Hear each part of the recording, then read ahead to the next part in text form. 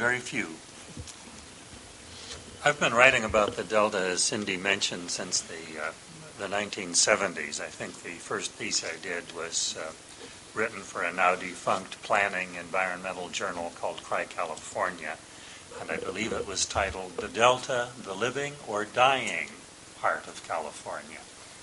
So the more it changes, the more it seems to be the same thing in many respects. I'm tremendously pleased and honored to be here and to have this opportunity to delve into this once again. And as I've worked through the Delta Plan, I don't know if I've shared this adequately with the staff, but I'm really very impressed with the way the various working parts of the plan mesh and the whole they create, which is more than the sum of the parts by a long shot. The challenge of doing a document of this type is that it is kind of a hybrid. On the one hand, it is supposed to be a good mirror of the key points that are in the Delta Plan, and at the same time it is supposed to be something of a background or philosophical statement that fills in someone who's not necessarily steeped in the detail on what it's all about, where it comes from, what the great hopes are. And in successive drafts, I think we've been tacking back and forth between the more technical approach and the broader brush approach, both of which are necessary, neither of which can be unfolded quite as much as one would wish. I hope that progress toward the sweet spot has taken place, but it's still a work in progress, and I'm delighted to field any questions and to hear what you would like, what you miss, what you might need. You're about to find out how close you came to the sweet spot, I think. And I believe that, have you received some requests? Okay, so not only are you going to hear from the council, I want to give the public an opportunity to respond as well. Excellent. Council members, comments? Well, I would just like to provide some ground rules for what we're about to do here, in that we're not really interested in a line-by-line editing for John. I think it's more bringing to his attention things that you feel are strong or weak and that you want changed, but more of the concepts that we'd like him to work into it. So we won't go line by line and provide that sort of editorial feedback here. So anything you have about things you'd like added, strengthened, things like that, I think in general is what we're after in some reply to John. What is the, using that as a template, are we to make comments and then is John going to go back and redraft this, or what are we doing here? Yes, I mean, we'll give him some general ideas, and then he'll go ahead and run with that. Well, but maybe we need to give more thought to this. That's what I'm thinking. Maybe could we perhaps subsequently supplement our comments? Maybe we, after hearing the discussion, we may change our minds about what we thought was inappropriate, or maybe it could be stated better. I'm a little concerned about making this a final determination on what this is going to look like. Yeah, this is not the final determination. You absolutely can John, provide him more comments or more specific things if you feel that would be beneficial. Sure. Right, and maybe I would add that just from a process perspective, if you do have some specific comments and things you've written in, maybe you can get them to Mr. Knob or to myself, and we can I would appreciate that opportunity. Thank you. Okay, we can work with John on that. Gloria? Just in terms of process, is this the first iteration of this or the second, or when do we finalize this? I know we're giving input at some point, but when do we finalize this, Chris? When does it come back before the council to finalize it? I would imagine we're looking at the May meeting for our final acceptance of this. So it's from here until May that we really provide input? Yes. Well, it's just a general comment. I think Mr. Hart has done a great job trying to talk about a very complex issue, and I think that it certainly kind of reflects the fact that you're trying to make sure that people who don't know a whole lot about water can try to understand what the Delta Plan is all about. So thank you for your efforts on that. I do think that there may be some factual information or some misinterpretation. I'm not quite sure. I think Randy, the chair, may have received this, but there's a document that one of the public has provided me, and I'd like to suggest that Chris take this into consideration, not just comments from the council members, but also from the public in terms of making sure that the document is understood as much as it can be in terms of some of the statements, and it's no reflection on your writing ability. It's just that there may be some misinterpretation in terms of some of the information there. So I suggest Chris look at this document that was provided by Greg provided it to me, and really kind of get with him and kind of figure out what this all means in terms of the next version of it, please. Okay. All right, We'll do that. thank you. Where are they? Anyone else? Let me add, so to make it clear, this is beautifully written. Thank you. Believe me, I mean, I wish we didn't have to change any of it, but I kind of echo what my fellow council members said. I'd just like to think about it in terms of any comments, and I think I like the idea of the possibility of maybe submitting something subsequent to this after hearing everyone else's thoughts, but beautifully written, believe me. Thank you. I think it would be most appropriate for any council member that wishes to opine on corrections and suggested changes, submit something in writing soon.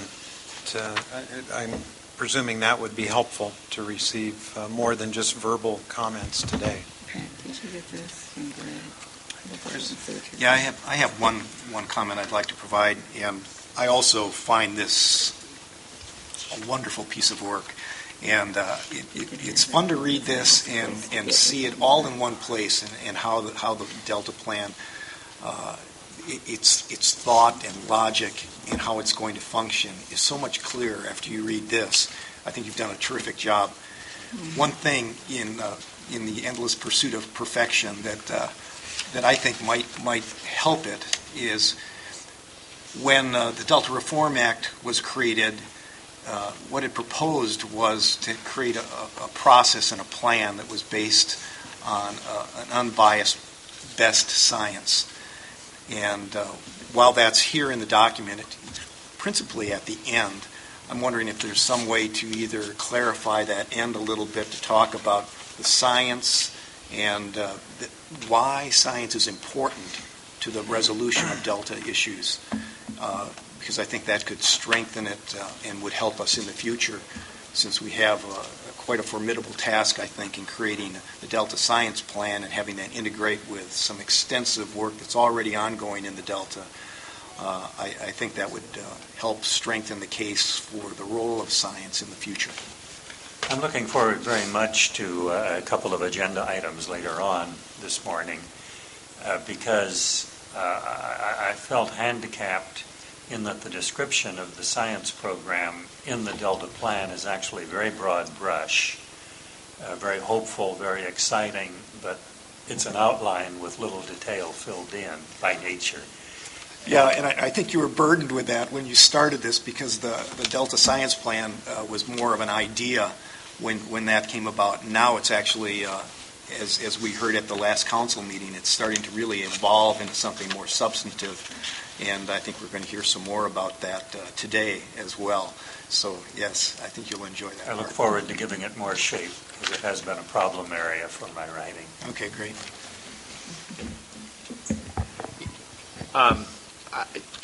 Do you want to kind of weigh in? You don't want to go through a line by line, but do you want to kind of weigh? I don't know how you want to do this. I mean, I've heard some more general things here, and again, I'm certainly very appreciative of what John has prepared. So I don't know how you want to take comments. I mean, I've gone through some different pages here. I mean, I'm not going to, argue with words and so forth, but I think he's done a good job trying to fairly capture in very, succinct paragraphs, the essence of the plan, the critical goals, and so how did you want to do this morning? Well, or Cindy? You've heard from Chris to keep it high level and not wordsmith. So somewhere between high level and wordsmithing is, I think, where it would be That's appropriate. Yeah. But I think if there are themes that are inaccurate or missing, those should be pointed out. If there are presentations of issues or solutions that don't quite line up with your understanding, those are the kinds of things I think that John needs to hear from us. One of the difficulties that I see, I mean, I agree with the comments, that this is based upon, this executive summary is based upon facts and law. I want to be very clear about the facts and very clear about the law. The writing is obviously, as I said, well done, beautifully done. But I think that's the issue that I think we need to comb over. I'm not sure how efficiently we can do that in this type of session. I'm more than happy to hear what everyone else has to say. I'm just want to be sure that our facts and the law are very clear. And those conclusions are critical to the efficacy of your writing. And that's where I am on this. So that doesn't help advance the discussion much, but I think in my mind, that's what I'm interested in. Well, I think it does, Judge, and I think that John has a very colorful style of writing, and you were asked to make it read like a story. But we can't sacrifice the facts and the law in that process. And given that you've parachuted into this process, you probably haven't been exposed to all of the weighty discussion that we've had regarding the facts and the law. So I think it's very appropriate that if any council member has a concern, a factual concern, about something that's included, those specifics ought to be discussed. Chairman, let me just I have one, I'm looking through this, and this is not intended to be the high point or the central focus, but for example, in that regard, on I don't know what, this is I guess page 5, it says, related to covered actions, the last sentence says, its decision will be binding. I want to know legally, what does that mean? Is that accurate description of our decision? And if so, I think we need to explore that. I'm not sure what that means, frankly. And maybe you don't either. You drew that from obviously a collection of the plan itself and our past decisions. But I really think something like that really jumps out at me, and I want to make sure that is an accurate statement. I'm not suggesting it isn't, but I have questions about it. That's all. And Cindy, we don't need answers to these questions, but I think it's appropriate to pose these types of questions, and then you have a month to work on it and come back with the next draft, having addressed those. Yes. That phrase, as you, I'm sure, appreciate, has a legal consequence. I mean, that when a court says this is binding, I mean, that really means something. Mm-hmm. And I think that there's no nuance there in many ways, and yet there is, because I'm not sure what the conclusion means. That understand my question? I do, yes. Okay. And I think I also, the point, as I think you know better than I, the Delta Council and the Delta Plan have a lot of reach and also certain limits carefully crafted for it. And the point is to claim all the reach that is really there without overstepping. Yep. And it's quite possible that that line is not correctly drawn yet. Mm-hmm. You also have to be, there's a cynical reaction out there that says, why, this is all recommendations and good things that we all ought to do, and can't we agree, but where are the teeth? So it's important to push it just as far as one legitimately can. Don? Yeah, well, let me just begin in the course, kind of my general comments, and I really focused in on, again, as the chair of the Delta Protection Commission, I kind of went to the pages 9 and 10, and the protection enhancing the values of Delta's evolving place, which obviously is the complement to the co-equal goals, and very important, I think, certainly in view of this council and our work, but also obviously in behalf of the commission, who is charged with a good deal of that task, certainly within the primary zone of the Delta. One of the things that I think kind of struck me was, and again, I recognize the task that, John, you have, but certainly those who, preceded you in trying to put together executive summary and all the very meshing of policies and objectives and statements about concerns, is that I think it's important. This may be as deep as most readers ever get into the full text of the plan. They may go to a specific section and so forth. So this is very important for many different aspects. And executive summaries for those of us who often are called upon to read reports. I mean, you go to that, and that is kind of the roadmap, if nothing else, to areas that you want to seek further information in those reports that maybe, as Randy alluded to, tens of thousands of pages in some cases. So I guess my comment, and it's certainly not taking exception to anything that's written here or described, but I do think that this is an important section that needs to really draw attention to what I've described and said previously. I think it's the wonder and majesty of the Delta and its people. And I say that because the political goals go to water supply reliability and to obviously enhancing and improving the ecosystem. But this particular section and how it integrates into not only risk reduction but to daily life in the Delta, certainly to the agricultural and recreational aspects, I guess I would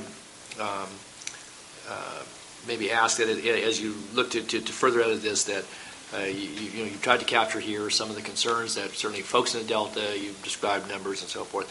But one of the areas I guess I would just draw particular attention to, and it was just, again, a brief paragraph amongst many paragraphs, with the Delta Protection Commission's, and it says, has written an economic sustainability plan, actually adopted a plan, and they put forth, again, obviously with some back and forth with, certainly the council staff about, how that might get integrated or not into it. But I think it's really important because that goes to the long-term viability and vitality, and I think using your word description in there, of not only the Delta economy, but life lived daily in those communities. And it speaks to, in the backdrop, places where people live, they raise their families, kids attend school there, they attend the churches, they make their purchase stores, and you invite visitors in to understand and appreciate. And so I think the whole idea is to, beyond the fears people may have about certain things, whether current or prospective, that maybe hopefully capture that a little more thoroughly, I guess. Again, I'm not trying to be critical here, but I just, again, because I think you have a certain style. Critical is okay, by the way. Yeah, I know it is. And again, and I didn't know how we were going to approach this today because I kind of go through and make my own, notes about things. So maybe just with that being said, if you want to probe that back and forth, maybe we hear from people this morning, because I think it's very important for folks to understand the law, the goals, and how that reflects on the legal aspects and the role of this council. But this may be people's only introduction, in some cases, to, what is the Delta, who lives there, what activities are there, how that integrates into this plan, and what efforts be made throughout the life of this plan to implement certainly the law, but also to respect and appreciate and hopefully preserve and protect those things that are so important in the Delta now and in the future. Good. Anyone else? Just a question about process. Are we going to provide, what I've heard, there's some, I get some recommendations in terms of some of the information in the summary, and is the process that written comments can be provided by council members to our executive director? Is that what we're going to do moving forward? Yeah. Because I don't think we're going to take the time to go through each line here, but council members have the opportunity to provide recommendations offline or at some other point, as well as anyone else. Yes. Okay, yeah. Great. Thank you. Any other council comments? If not, I believe we have